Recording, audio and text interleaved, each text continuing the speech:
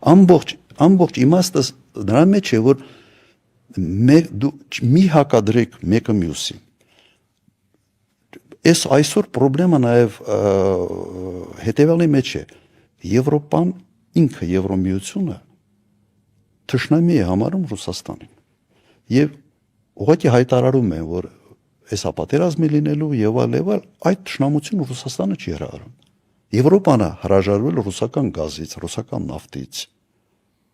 Այդ լարվածությունը ավելի շատ Եվրոպայի կողմից է գալիս դեպի Ռուսաստան պայմանավորված Ուկրաինայի իրադարձությունների հետ։ Մենք ինչ ենք ասում, մի մտեք այդ թշնամանքի արանքը մի հայտնեք տեղ։ Շարունակեք փող աշխատել Ռուսաստանի հետ, ձեր հարաբերություններում։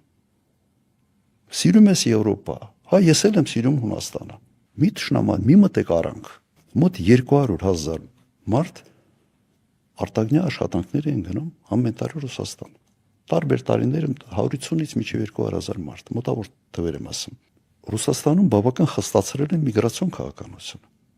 Հիմա դուք պատկերացնեք, այդ մարդիկ չկարողանան գնան աշխատանքներ, ինչ են անելու, Եվրոպա են գնալու։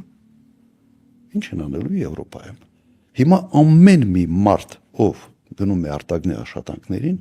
պետք է այս իշխանության քաղաքականությունը ասենց պրոյեկցիա անի իր վրա, ինչ է ինքը անելու։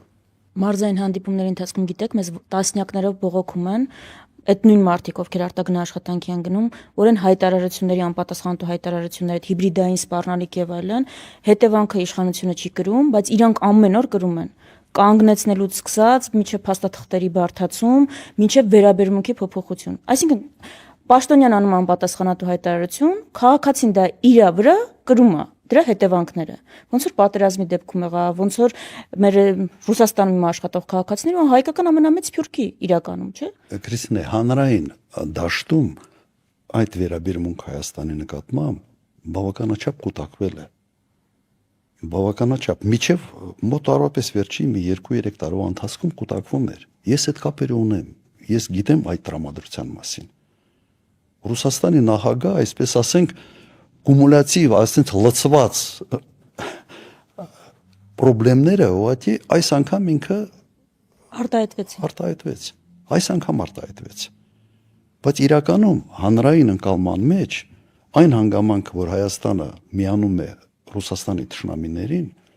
բավական խորն է։ Եվ եթե մարդիկ մտածում են, որ Հայաստանում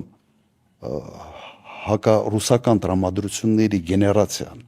չի բերում հակահայկական տրամադրությունների գեներացիայի Ռուսաստանում, ճարոճար սխալվում են։ Դու չես կարող ստեղ